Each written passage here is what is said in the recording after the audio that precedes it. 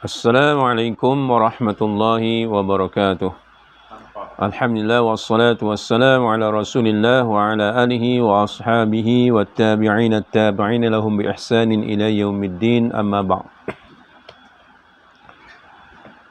Para pelajar yang dirahmati oleh Allah sekalian, pertamanya kita bersyukur kepada Allah Subhanahu wa taala di atas limpah kurnianya kita dapat meneruskan lagi sesi pembelajaran kita.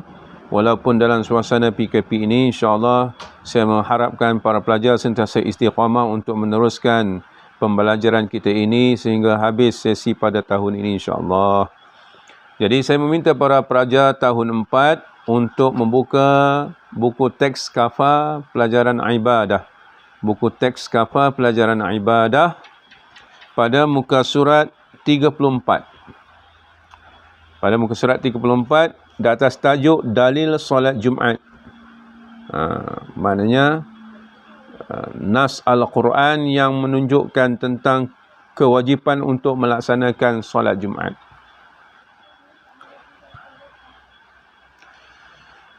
Baik, para pelajar boleh ikut saya sama-sama untuk membacanya dan kita insya-Allah kita cuba untuk memahaminya daripada dalil firman Allah Subhanahu wa taala ini.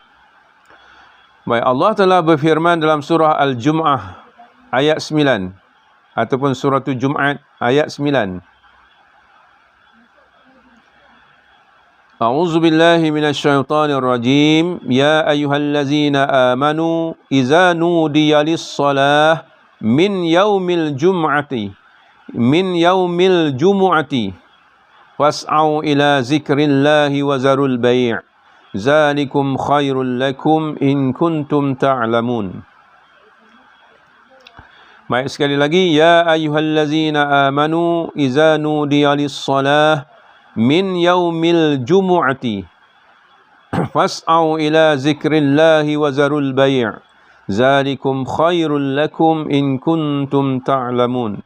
Shadaqallahul azim. Artinya, wahai orang-orang yang beriman, apabila diseru azan untuk mengerjakan solat pada hari Jumaat, segeralah kamu pergi ke masjid untuk mengingati Allah dan tinggalkanlah jual beli pada saat itu. Yang demikian adalah lebih baik bagi kamu jika kamu mengetahui akan hakikat yang sebenar. Baik. Nilai perintah itu adalah wajib. Nilai perintah untuk kamu menyahut seruan azan bagi menunaikan solat pada hari Jumaat adalah wajib. Dilarang sama sekali berjual beli agar tidak lupa untuk menunaikan solat Jumaat.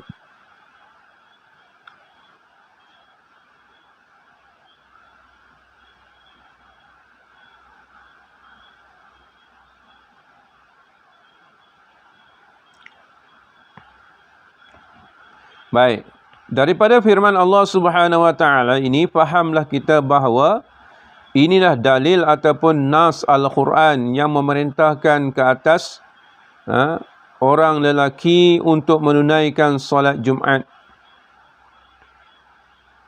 Solat Jumaat pada hari Jumaat dalam waktu zuhur. Itu. Maknanya tidak orang lelaki yang telah baligh, yang telah cukup umur dan memenuhi syarat-syarat yang lain, dia wajib untuk menunaikan solat Jumaat. Sebab itu adalah amat berdosa, dianggap satu dosa yang besar apabila meninggalkan solat Jumaat. Lebih-lebih lagi bila mana Rasulullah SAW menyatakan bahawa sekiranya seseorang lelaki itu meninggalkan solat Jumaat 3 kali berturut-turut, dia akan dihinggapi ataupun dia akan dihinggapi dengan penyakit ataupun dikata sifat munafik. Sifat munafik. Mana dia masih lagi dianggap sebagai orang-orang yang berpura-pura dalam keimanannya dengan Allah Subhanahu wa taala. Baik, sebab itu Allah Subhanahu wa taala melarang sama sekali untuk melakukan sebarang urusan ketika mana melakukan ibadah solat Jumaat ini. Kerana berlaku di zaman Rasulullah SAW, sedang Rasulullah SAW menyampaikan khutbah, tiba-tiba ramai di kalangan ahli jemaah yang sedang mendengar khutbah Nabi SAW meninggalkan masjid kerana mendapatkan kumpulan perdagangan yang baru sampai, kumpulan perdagangan yang bawa hasil dagangan daripada luar, baru sampai ke Madinah, membawa barang dagangan yang baru sampai. Lalu jamaah yang berada dalam masjid tersebut keluar beramai-ramai untuk mendapatkan barang dagangan yang baru sampai. Hanya tinggal beberapa orang sahaja dalam masjid yang masih kekal untuk mendengar khutbah Rasulullah SAW.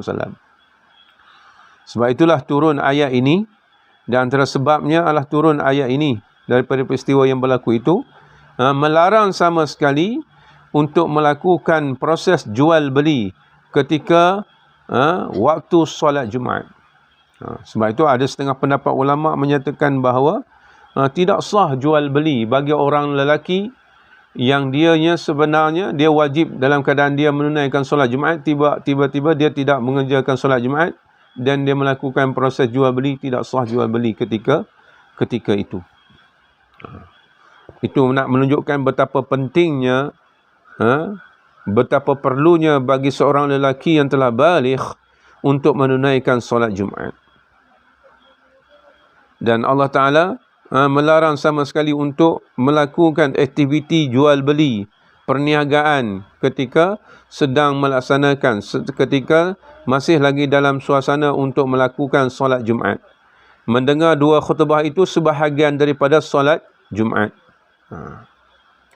Baik, itulah dalil ataupun nas Al-Quran yang menunjukkan betapa kewajipan untuk menunaikan solat Jumaat. Saya rasa sekadar itulah pelajaran kita untuk hari ini. InsyaAllah kita akan sambung dengan syarat wajib solat Jumaat nanti.